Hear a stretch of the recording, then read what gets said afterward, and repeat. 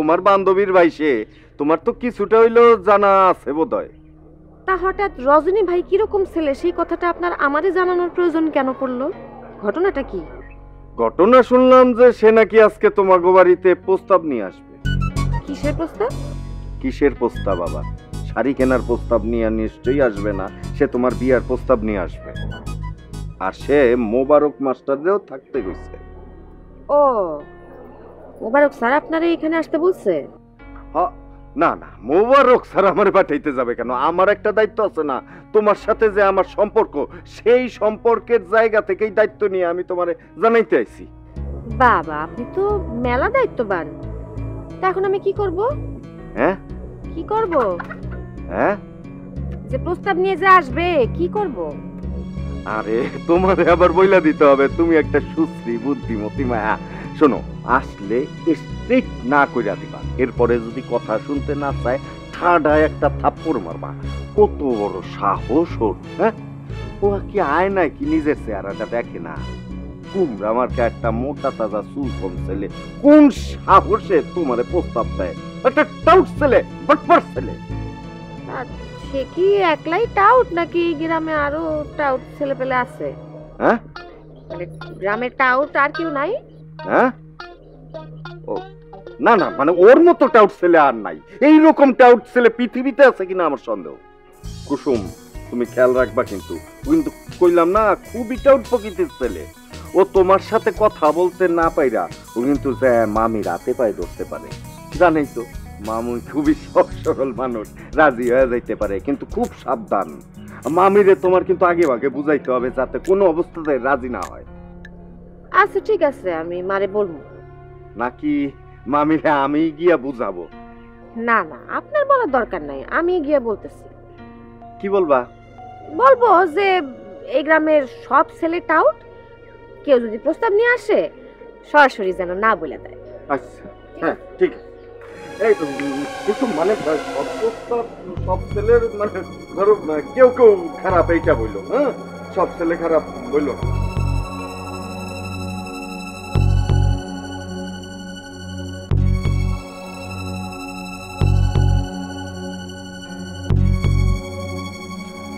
এটা কোন জায়গায় নিয়ে আসছেন? এটা তো কুসুমদের বাড়ি না।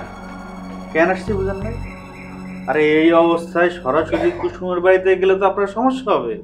সরাসরি যাইতে যদি অসুবিধা হয় তাহলে ঘুরপথে যাই, চলেন। এইখানে আসলেন কেন? ঘুরপথে যাওয়া ঠিক হবে না, আগে আমি কুসুমের বাড়িতে যে খবরটা নিয়ে আসি, দেখে আসি ওইখানকার পরিস্থিতিটা কেমন। ঠিক আছে? এই সেন্টু, জি ভাই, তুই সোলমানের পাহারা দে, আমি কুসুমের বাড়ি থেকে ঘুরে আসি। এই যে আমারে পাহারা দিব কেন? হ্যাঁ, আরে পাহারা দিও মানে মানে ও আপনার সাথে কোম্পানি দিবে, গল্প গুজব করবে। আর তাছাড়া কুসুমের একটা চাচা আছে, খুবই ডেঞ্জারাস। সে যদি থাকে তাহলে তো খবরই আছে আপনার। সেদিক থেকে পাহারা বলাটা ঠিকই আছে। ও আচ্ছা ঠিক আছে।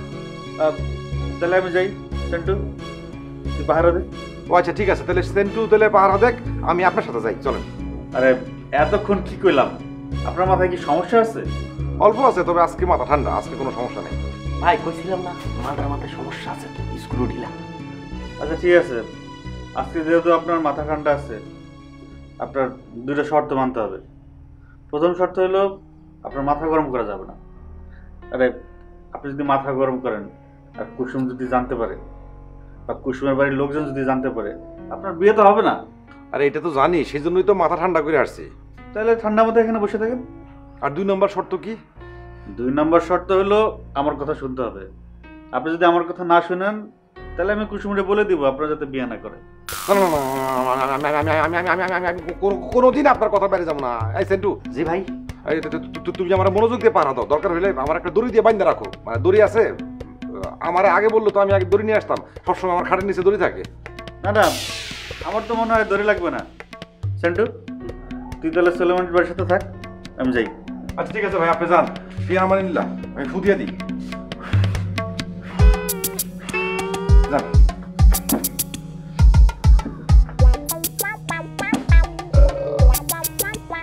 গ্যাস হয়েছে, গ্যাস। কি ব্যাপার? আব্বা, সোলেমানে পাওয়া যাইতেছে না, ও বাড়িতে নাই। পাওয়া যাচ্ছে না মানে? হয়ে গেছে? কই গেছে? আমার তো কিছু কয়ে যায় নাই। আমার মনে হয় কি জানো, ও ওই বাড়িতে গেছে। নান্টু ও তোরে কাল কিছু কইছে? আমার কি করবো? না না, জি না। ও কি কুসুঙ্গ বাড়িতে গেছে? চাচা সেটা তো আমি জানি না। তোমার নাম জানো কি? আতর? সেন্টু। আরে ওই তো একই তো, সেন্টার আতর তো একই জিনিস, তাই না?